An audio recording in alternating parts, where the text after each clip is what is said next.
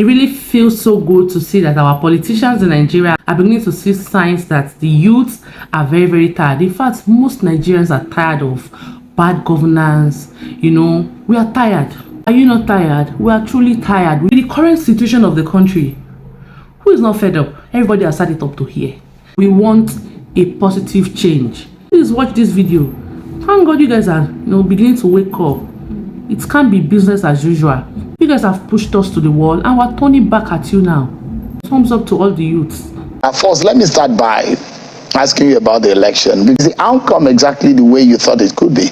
Yeah, but there were some, actually there were surprises. Some places. Which of the results surprised you? Lagos, Southeast, and Southeast surprised you? Yeah. You thought your party could, or PDP could do anything in Southeast? No, not really. The performance of LP actually, it's actually above my expectation. So they did way above. You never thought that Peter Obi could put that strength? Yeah. Even in the general election, all over, especially, he had 6 million votes. Almost 7 million. Yeah. 6 points. So but it indicates, it goes to tell something that people really don't talk about. And that is to say, I think the signs are out there that the middle income group or social group and the youths are getting tired of the, do I even include myself? At the upper level, 70s, 60s, 70s, 80s, who have been in the corridors of power since they were 30. You have been? Yeah, I've been in the National Assembly for 20 years, but not because I'm directly involved. The National Assembly does, the quality of work in the National Assembly depends on the number of people who have the experience or ranking. That's why right now in the US Senate, the oldest senator have been there for 43 years. Joe Biden was in the Senate for 31, 32 years. And the ranking plays a great role there because we are legislators. But in the executive, you need people that are youthful, that are young, that have the energy to execute. So I'm going to come to National Assembly politics. So your candidate was declared the winner. Yeah. Although a lot of reactions have failed it. Some people are not happy. Some of your supporters are happy. And you've seen some of the reactions. What do you make of them? The Nigerians have spoken. You see, we are trying to hype up trivialities like religion, like tribe. But an ordinary Nigerian don't buy into that. And that election results have shown that too. Why won't we be tired? Do you know how many graduates and how many youths are at home, jobless, no job? I graduated from the university about 10 years ago. Only God knows how many times I've applied for Army, Air Force. I wrote NDLEA aptitude test twice. Immigration, civil defense. But what did I have? Nothing. Because you need to know somebody that will know somebody to know somebody before you can be given a job in Nigeria. Why? Do we need nepotism? Can't we just have a system where you don't have to know anybody before getting a job? The only thing is required of you just meet the necessary requirements. And then these people now still ask you again for experience, maybe like 10 years experience. Opportunity you're not given. How will you gain experience in that field? And he was talking about that youth need to be involved in governance and they need to be experienced. Where did you allow the youth to rule? Is it not the same old politicians that were in power for like 30 years ago that are still there now? You guys keep recycling and recycling them.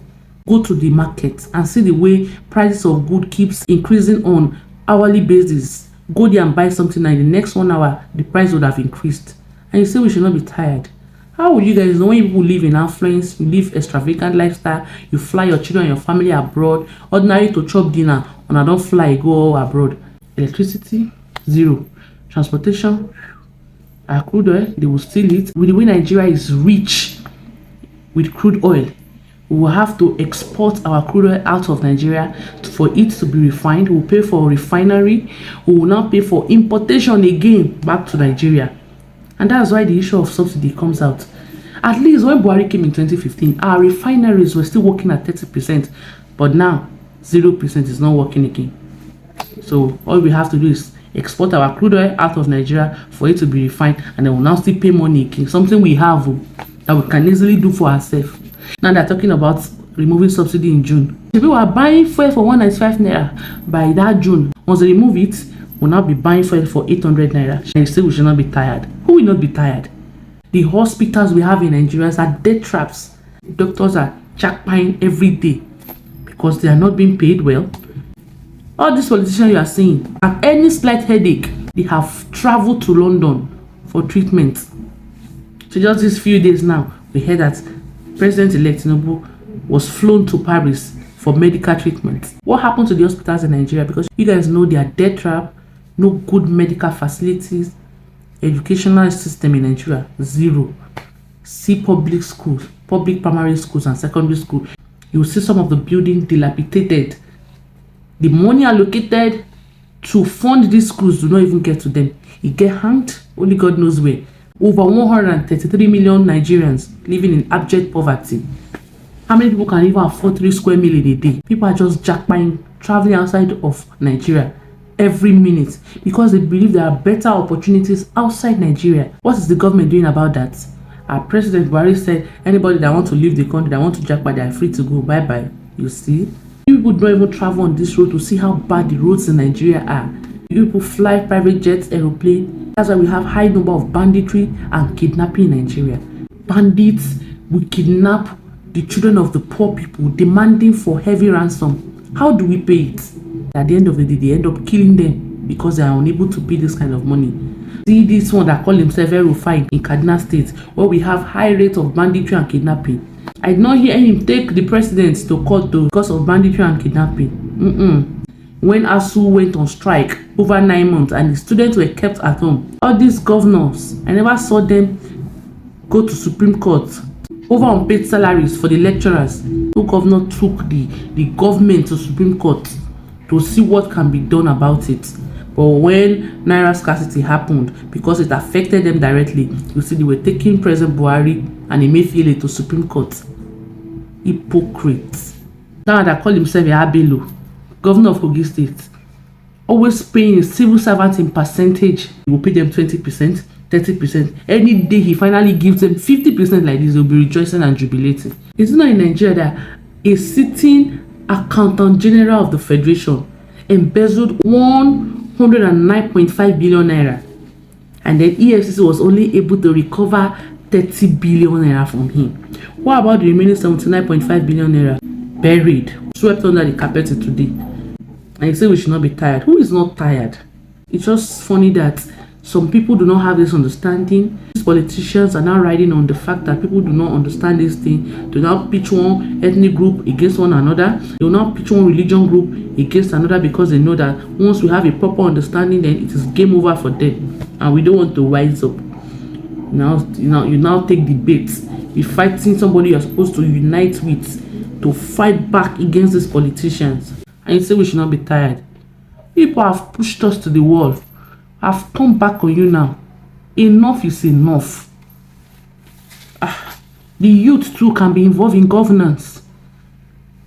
I'm so happy that this year's election, the youth were able to come out in their numbers and unseat some of these old politicians. And I want that I put for there. Give the youth chance to rule and see if the country will not be good or great. Say youth are tired. Oh, overtired. If there's any word better than tired, we are very tired. Beggy, I'm out of here. It's out.